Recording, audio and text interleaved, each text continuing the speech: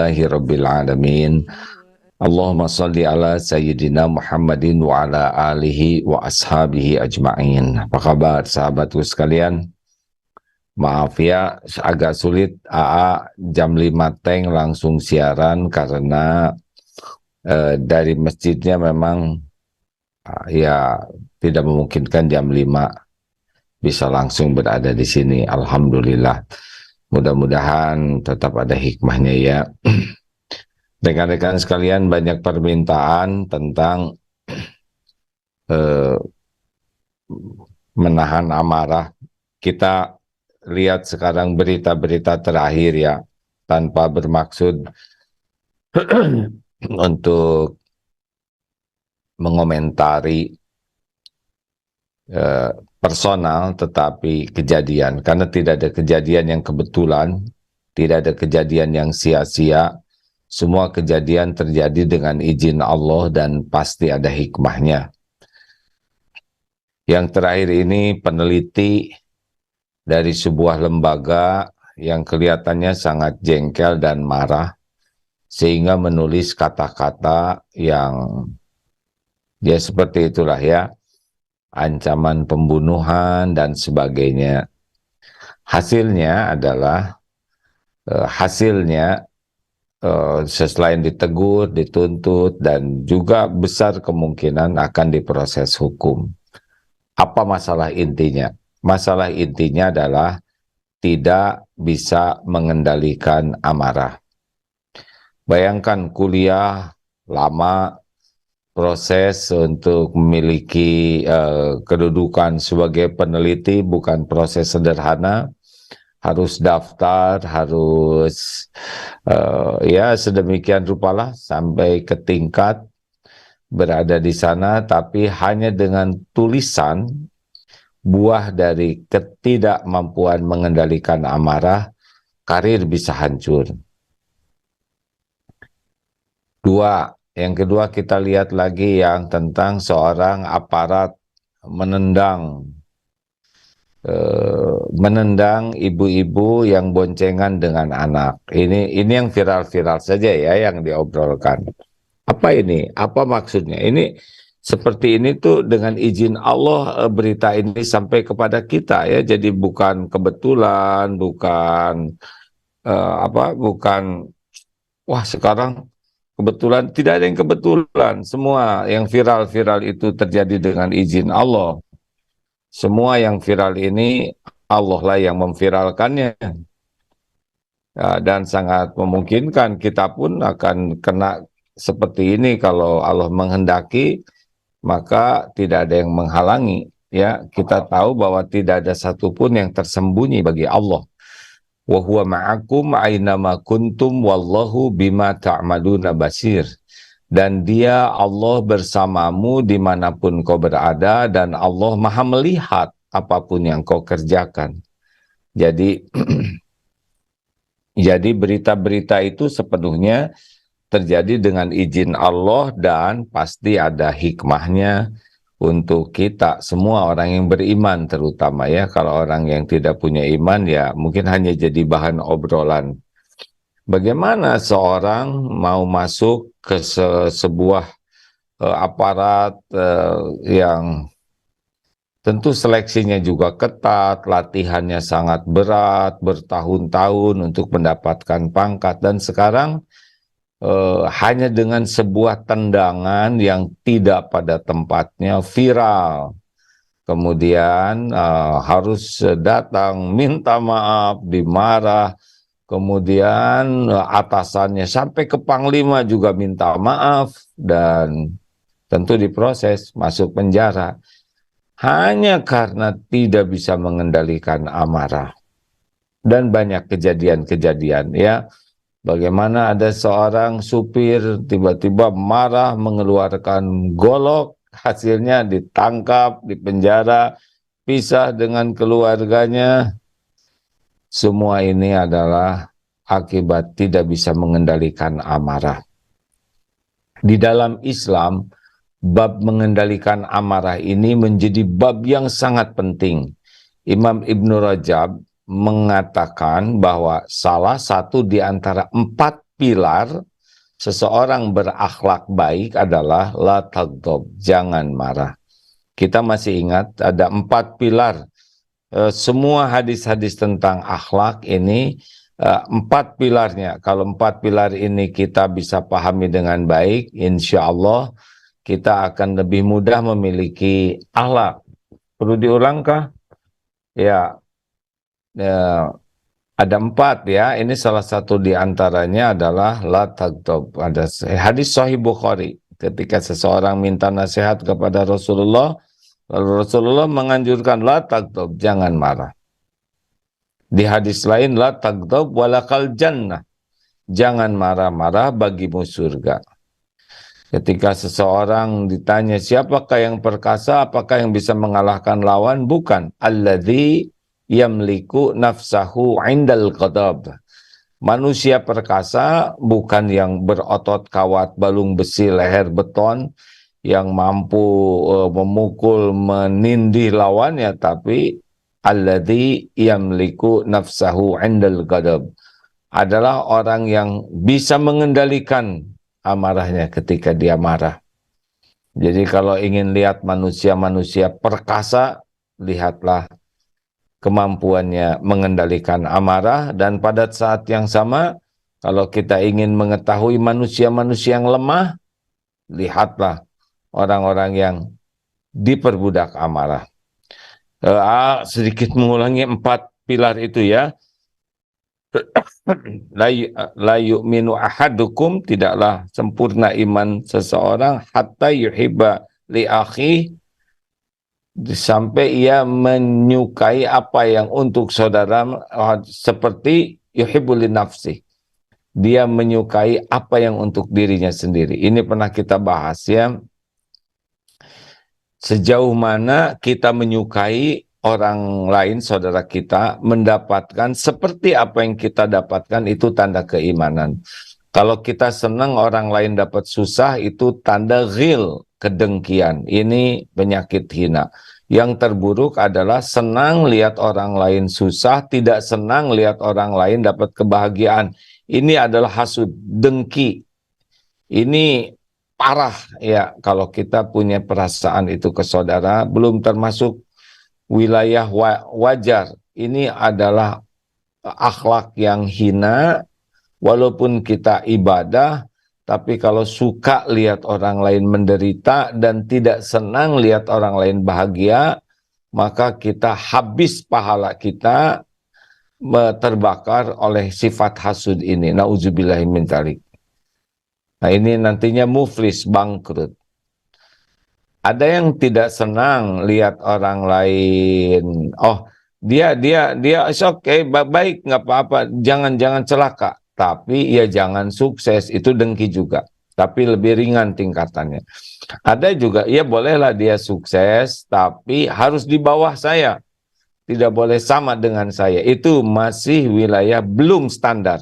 Yang standar itu adalah kita senang dengan orang lain yang saudara kita seiman, yang dapat kebahagiaan, kesenangan sesuatu seperti yang kita dapatkan. Ini standar.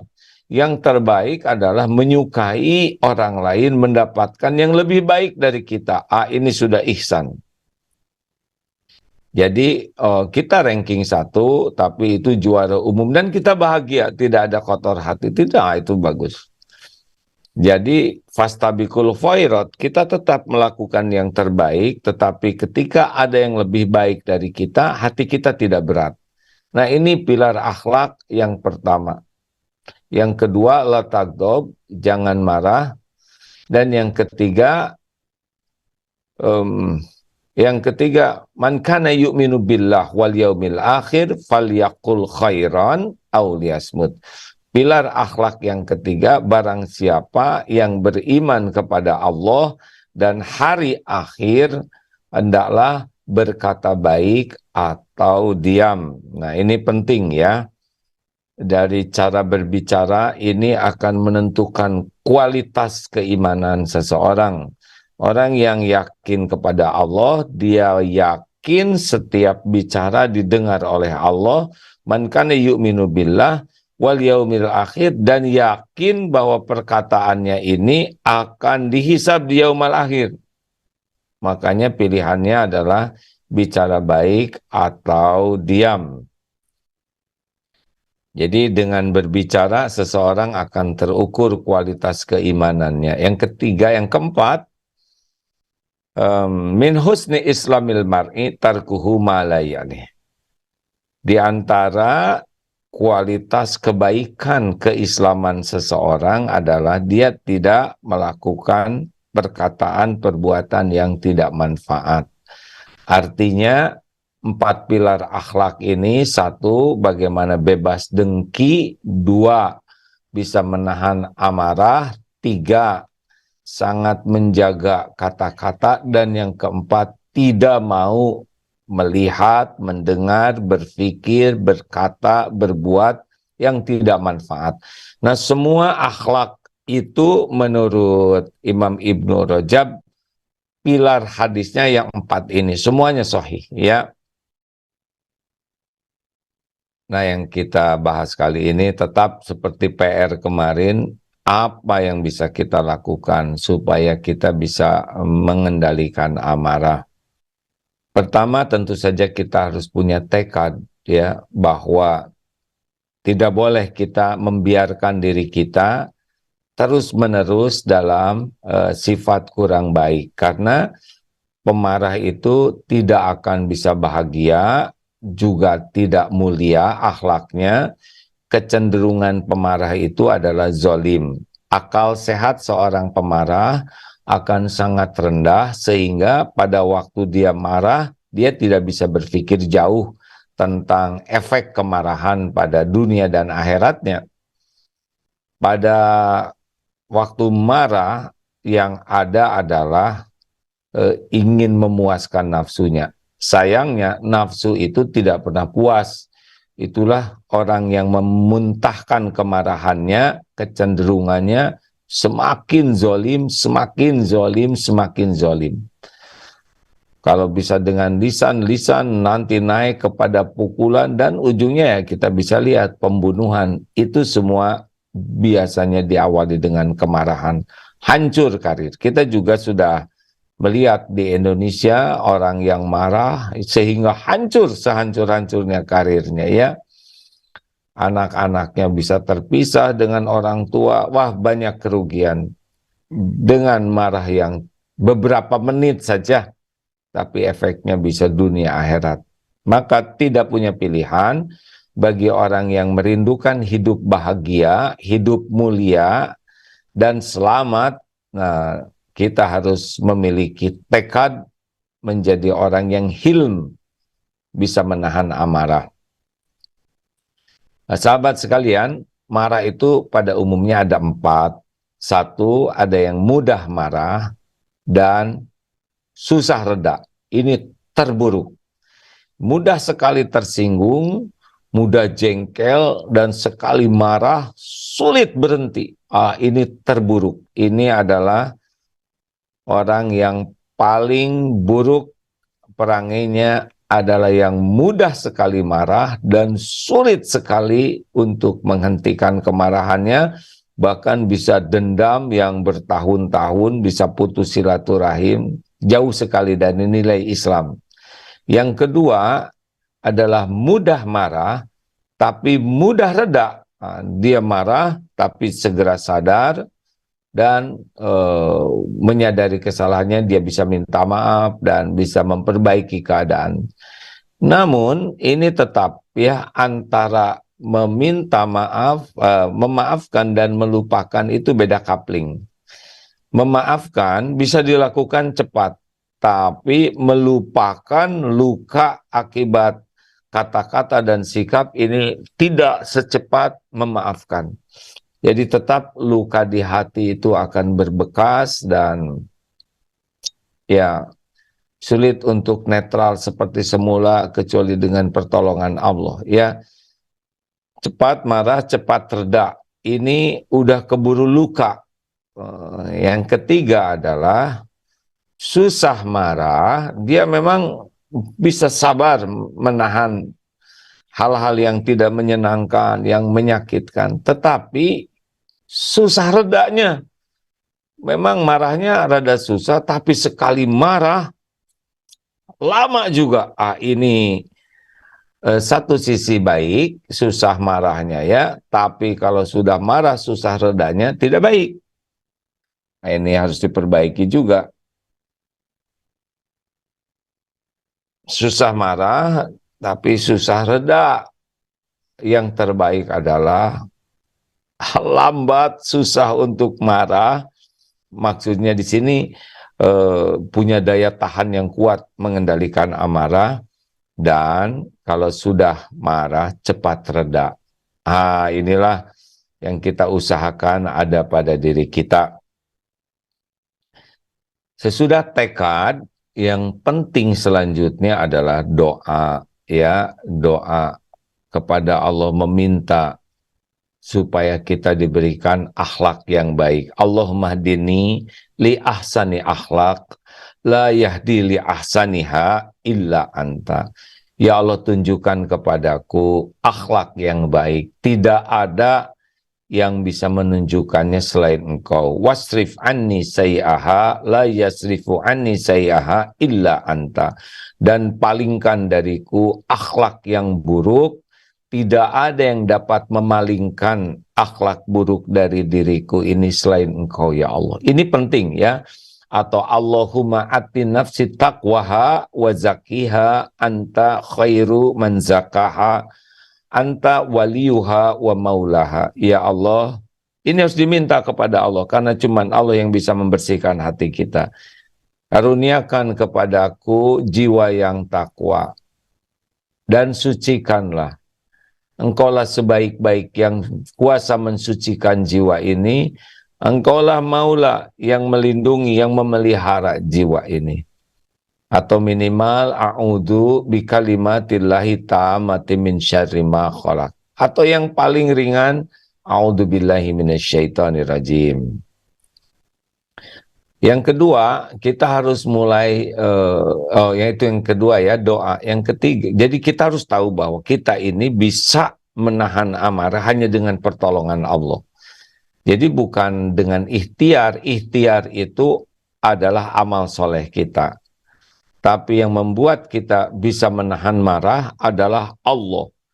Allah muqallibal qulub. Allah yang membulak-balik hati. Jadi jangan sampai kita ujub, merasa, oh saya bisa menahan marah. Tidak. Yang kuasa mengubah diri kita adalah Allah. Tadi ya, doa-doa tadi itu doa yang maksud.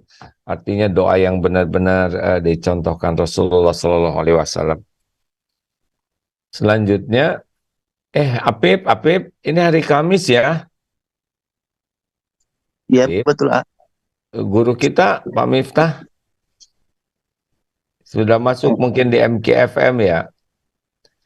Kepada sahabat-sahabat yang menyimak lewat MQFM, silahkan untuk menikmati ilmu dari guru kita, Kiai Haji Miftah Farid, ya. Nah, bagi yang berada di medsos lainnya bisa melanjutkan. Alhamdulillah. Dapip? Sudah. Alhamdulillah. Nanti jangan lupa diingatkan ayah karena menghormati yang lebih tua. Baik, A. Mohon maaf.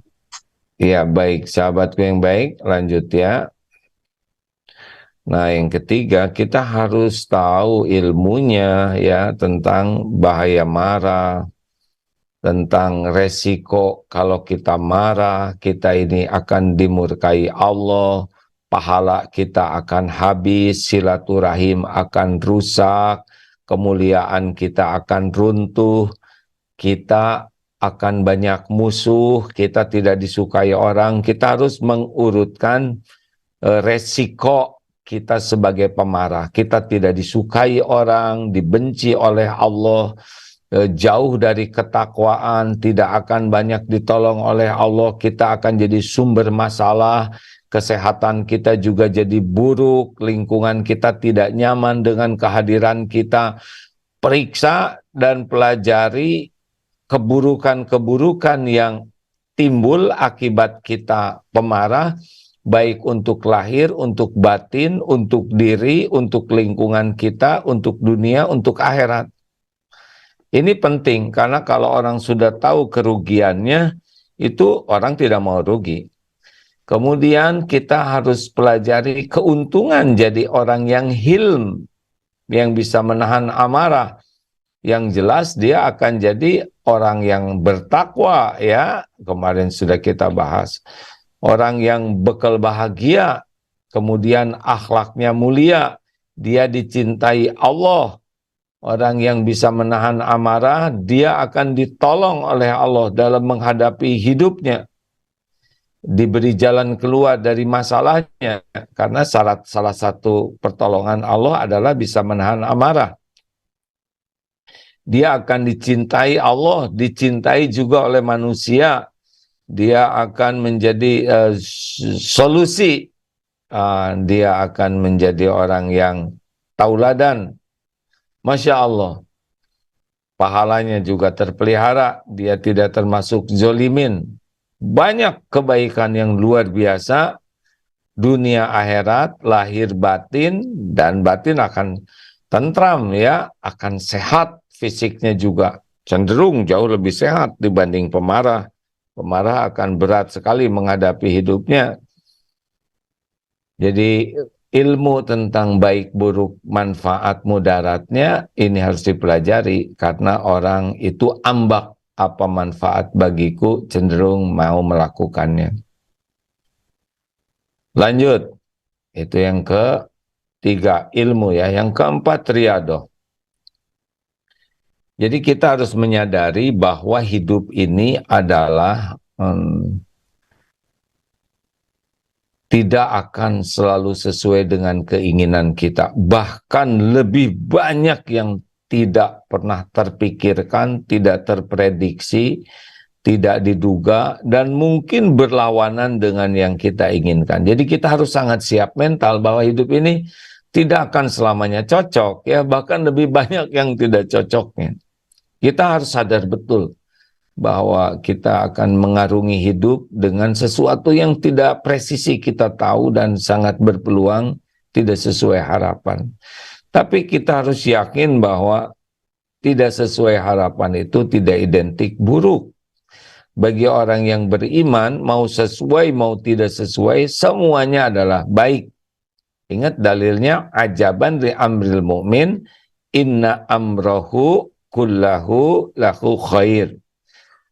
Sungguh menakjubkan keadaan orang yang beriman, segala urusannya itu baik.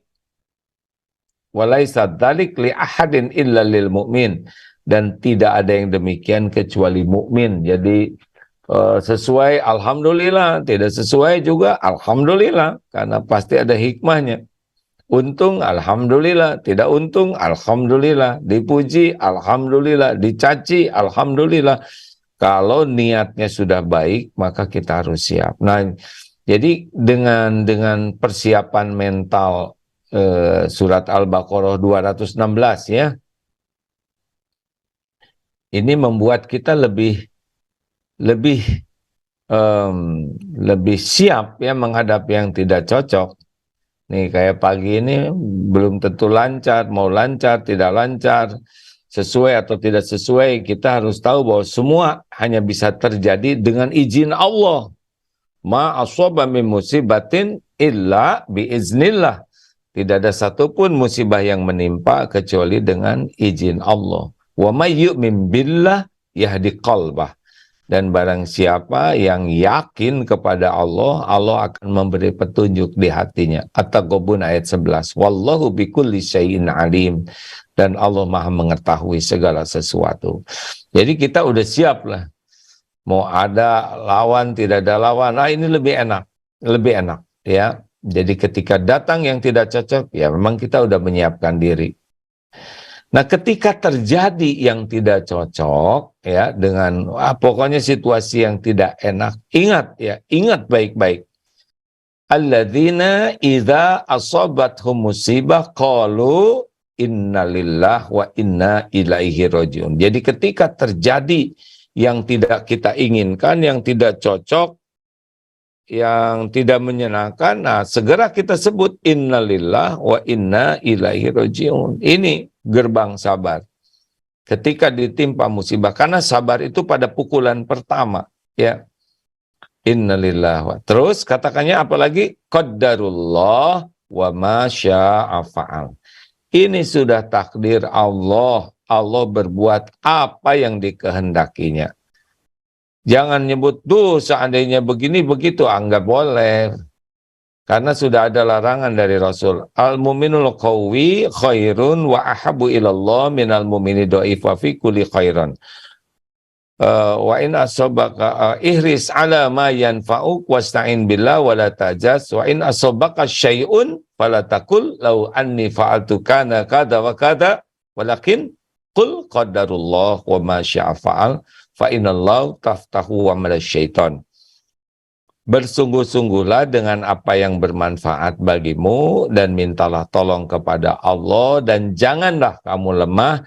Dan sekiranya terjadi menimpa kepadamu sesuatu, janganlah engkau katakan seandainya ini pasti begini, seandainya begini, seperti itu begitu. Tidak boleh. Walakin akan tetapi katakanlah qadarullah wa ma syaa fa'al. Ini sudah takdir Allah. Allah berbuat apa yang dikehendakinya. Fa inallahu, karena sesungguhnya jikalau mengatakan seandainya itu membuka pintu tipu daya setan kepada kita. Itu yang membuat kita jadi marah-marah. Ini serius, hadirin, dalam riadoh kita harus sangat terlatih untuk ya sudah terima dulu. Walaupun nanti kita evaluasi ya. Syariatnya kita evaluasi. Pokoknya harus terima dulu. Ini memang episode yang harus saya jalanin sekarang. Sudah ditakdirkan Allah, ini episodenya. Terima dulu.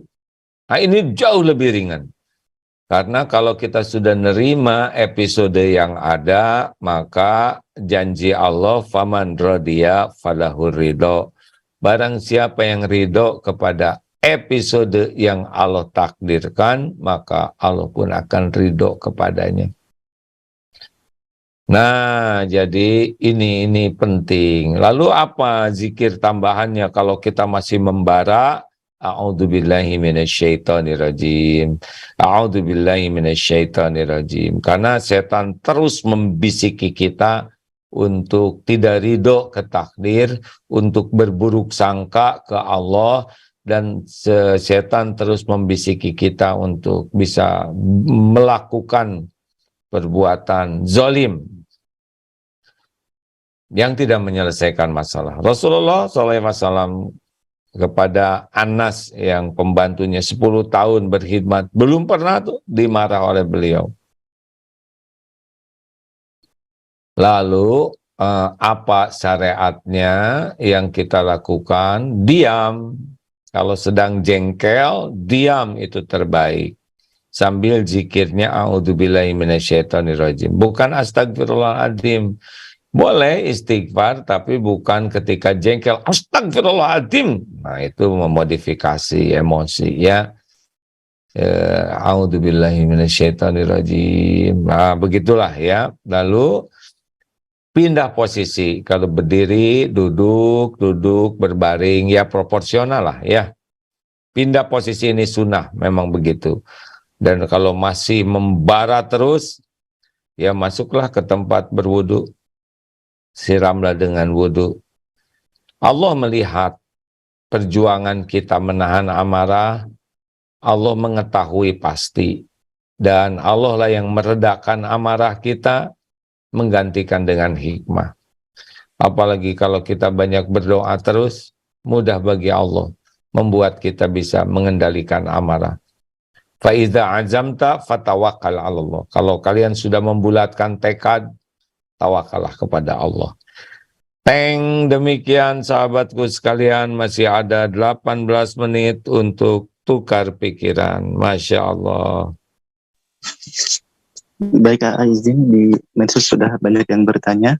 Banyak yang bertanya. Iya, dan bagi di Zoom yang ingin bertanya boleh raise hand. Baik, izin membacakan dari media sosial Instagram. Iya, silakan. Silakan. Baik, dari Instagram.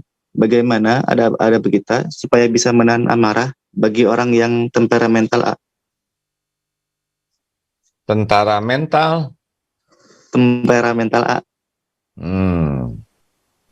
Bagaimana menahan amarah bagi yang tentara mental, temperamental. Memang setiap orang itu dipengaruhi ya banyak hal ya. Apakah lingkungan pendidikan, lingkungan keluarganya, lingkungan teman-temannya itu mempengaruhi perilaku seseorang. Juga lokasi, daerah, yang perkotaan, kumuh, panas, dan ada juga yang tempat sejuk. Ada juga misalkan suku tertentu yang memang keras medannya, keras suaranya. Nah, tetapi kita lihat sahabat-sahabat Rasulullah SAW dengan iman itu ternyata bisa terkendali karena Allah menciptakan sifat kita itu Allah yang menciptakan. Tapi kalau kita sungguh-sungguh ingin meniru apa yang dituntunkan, kemudian berusaha sekuat tenaga dan meminta kepada Allah, ya Allah yang akan melunakkan hati kita. Jadi tidak boleh kita menganggap sikap temperamental itu menjadi permanen. Tidaklah ya. Bagaimana Umar bin Khattab sebegitu tegasnya, kerasnya sebelumnya dan sekarang menjadi dan kita tahu beliau sangat lembut hatinya. Jadi dengan iman, dengan kesungguhan ingin menjadi baik, ahli takwa itu akan berubah. Insya Allah. Tadi teorinya sudah disampaikan ya, dicatat enggak? Iya. Baik, Lanjut. selanjutnya dari YouTube. Saya hampir sama semua orang jarang marah. Kalau kesel juga paling bentar, tapi sama mertua kesel banget, sudah 4 tahun nggak bisa reda. Sudah mencoba sabar, tapi mertua selalu berulah, gimana solusinya? Kalau mertua diem aja berarti apa, Pip? Mertuanya diem aja nggak bergerak, berarti apa, Pip? Berarti udah Jadi mungkin gak meninggal. Kalau diem aja meninggal, Pip. Jangan bikin jengkel, Pip. Jadi kita harus sangat siap ya, manusia itu seperti kita juga sama, nggak ada yang ideal. Ada kelebihannya, ada kekurangannya. Nah, untuk kelebihan dan kekurangan dua-duanya sama, yaitu ladang amal. Kelebihan mertua kita syukuri, kita dapat pahala. Kekurangan dan kesalahan mertua kita bersabar dan membantu memperbaikinya, apakah dengan contoh, dengan doa, dengan hal-hal yang membuat reda keburukannya. Ya sudah, semuanya ladang amal. Tidak ada orang yang sempurna, ya. Ayo jadikan menjadi ladang amal, bukan ladang dosa. Fokus kepada kebaikan. Kalaupun ada kekurangan, sebetulnya pada waktu kita disakiti berguguran itu dosa kita, ya. Mungkin buah dari dosa kita dulu, suka nyakitin orang lain. Nah, sekarang disakitin mertua, ya sudah, tobat saja yang banyak, ya. Lanjut. Baik, selanjutnya dari Zoom, dari Bapak Ari Wibowo. Assalamualaikum, boleh tanya, kalau dengki, suuzon, atau malah mengutuk Zionis atau komunis dan sebangsanya, apakah termasuk pendengki juga? Bawaannya marah setiap lihat kelakuan mereka di berita. Lalu Ya, selanjutnya, gimana kabar kucing yang sakit? kucing yang sakit sudah kembali ke penciptanya, ya. Kucing yang dulu ya, Bud, sudah meninggal, sudah ya sudah waktunya pulang. kucing yang hilang belum ketemu ya. Nah, ini jadi ngurus kucing begini, Pip. Tadi pertanyaannya apa, Pip? Itu marah dan dengki kepada Jadi Zionis, gini, A. oh ya, gini. Jadi sifat marah itu juga Allah yang menciptakan. Kalau kita tidak ada marah, kita tidak normal. Kita ada rasa sakit hati, tersinggung, pedih, luka, itu normal ya. Bukan berarti kalau sudah begitu udah lempeng. Enggak, ada sedih, ada kecewa, ada jengkel, itu normal. Jadi kita tidak ingin menghilangkan rasa itu, bukan, tapi mengendalikannya. Seperti ada sungai, ada air, supaya tidak banjir, maka dikendalikanlah sungai itu. Jadi intinya bukan tidak boleh punya marah, tapi dikendalikan. Rasulullah pernah marah, Rasulullah juga, tapi ya dengan niat yang benar, dengan alasan yang benar, dengan cara yang benar, sehingga hasilnya jadi kebenaran, ya. Kemudian bagaimana nih kita membenci perilaku orang-orang. Nah, kita itu marah atau benci dengan apa yang Allah benci. Itu. Jadi kalau kita menyukai apa yang Allah menyukai apa yang Allah benci, ya salah. Kalau Allah membenci, kita ikut benci. Kalau Allah membenci kekafiran, kita ikut. Ya, Allah membenci kezaliman, kita benci juga, ya. Oleh karena itulah tidak apa-apa marah, hanya tinggal merefleksikannya harus proporsional ya, jangan sampai ambek kapegung namanya. Silakan.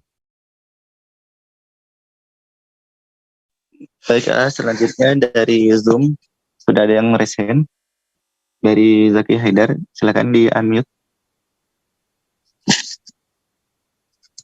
Ya.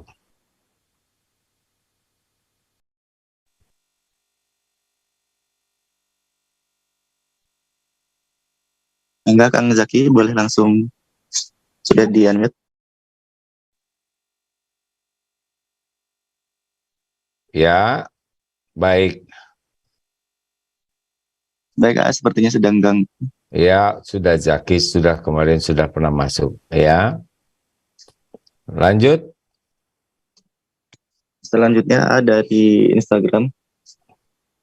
Sahabat saya pernah memfitnah saya. Alhamdulillah, saya tidak marah dan tidak membalasnya. Tapi saya memilih untuk tidak berteman lagi agar tenang jiwa ini. Apakah yang saya lakukan sudah tepat, A? Ya, benar ya. Tingkatan keimanan kita beda-beda dan bisa naik turun. Intinya, kalau kita ketemu orang itu akan membuat kotor hati, busuk hati, dan akhlak kita cenderung jelek, maka kita menghindar, tidak apa-apa.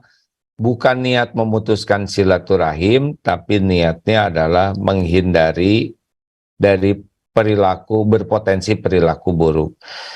Wahsy itu pernah berjumpa dengan Rasulullah ketika sudah penaklukan Mekah. Wahsy ini budak hitam yang membunuh Sayyidina Hamzah radhiyallahu anhu, dan Rasulullah Shallallahu Alaihi Wasallam kalau ketemu Wahsy itu jadi ingat kepada Sayyidina Hamzah, pamannya beliau, dan menganjurkan Wahsy itu untuk ya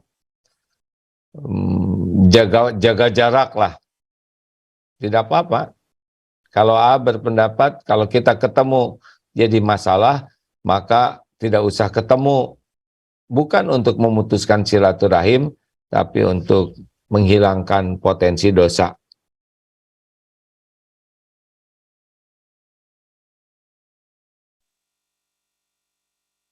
Iya. Baik, A.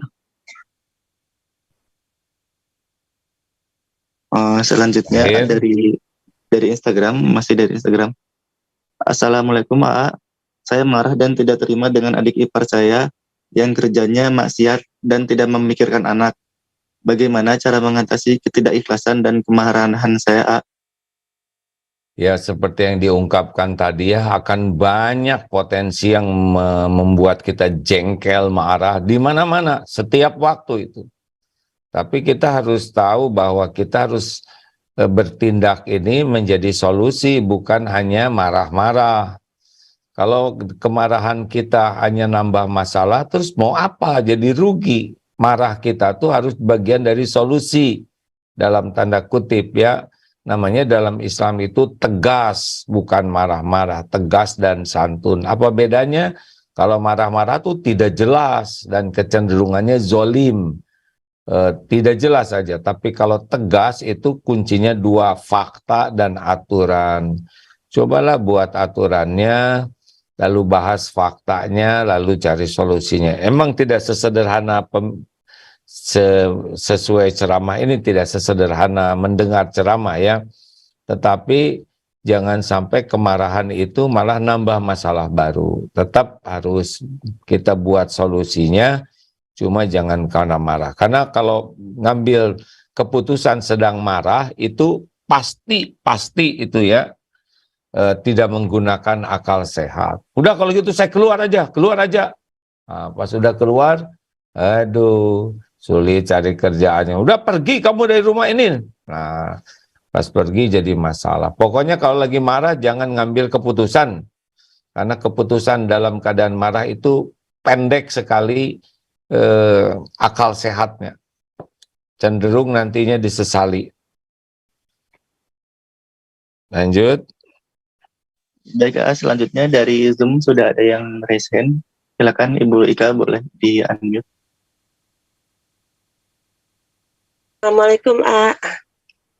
Waalaikumsalam warahmatullahi wabarakatuh. Kamu, Benaros. Ini kan tadi yang orang yang bagaimana untuk marah. Nah, kalau kita menghadapi orang yang marah, belum apa udah marah, itu gimana ya sikap kita supaya kita juga tidak terpancing emosi, tidak berdebat atau apapun, sikapnya gimana ya? Atur nuhun, Ya, ini memang ujian ya.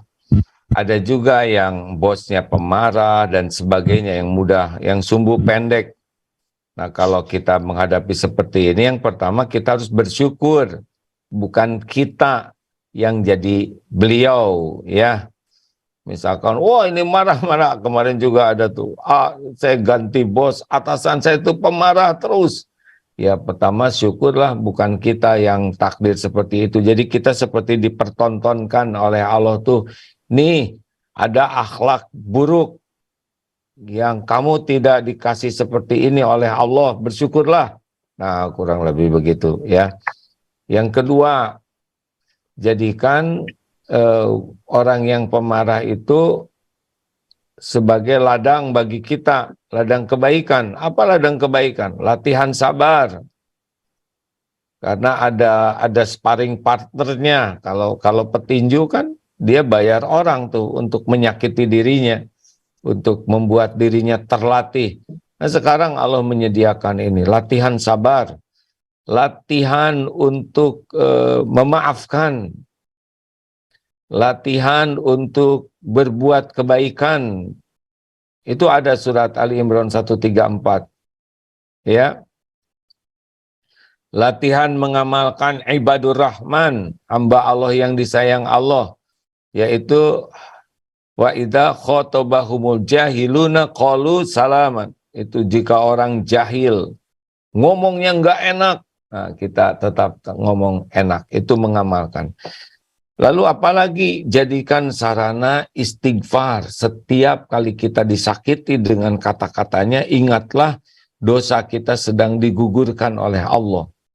Jelas dalilnya ya, mayusibu muslima, tidaklah menimpa kepada seorang muslim min nasobin wala wasobin, satu capek, kemudian sakit, lahir batin, cemas, sedih, wala adzan, diganggu-ganggu seperti ini, hatta syaukati yushahukuha, sampai tertusuk duri sekalipun, illa, kecuali kafarallahu biha min khotoyah, kecuali Allah menghapuskan kesalahan-kesalahan. Apa yang harus kita lakukan? Usahakan supaya tidak membuatnya marah. kalaupun marah usahakan supaya jadi reda gitu.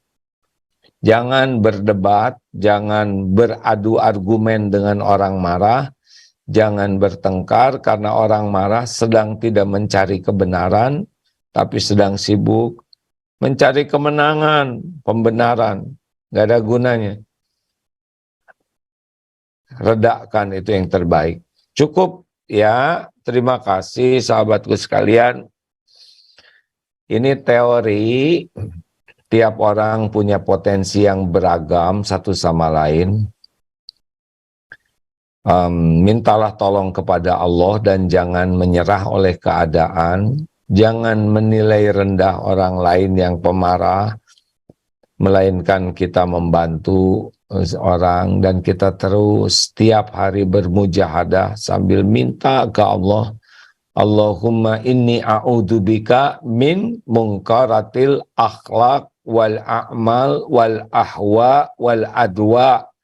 Ya Allah, hamba berlindung kepadamu dari mungkar, akhlak yang mungkar, dari amal yang mungkar, dari nafsu, wal ahwa wal adwa, dan dari penyakit. Semoga Allah melindungi kita dari keburukan akhlak, dan Allah memudahkan kita memiliki akhlakul karimah. Amin ya rabbal alamin. Subhanakallahumma bihamdik, asyhadu alla ilaha illa anta, astaghfiruka wa atubu ilaik. Terima kasih ya sahabatku. Assalamualaikum warahmatullahi wabarakatuh.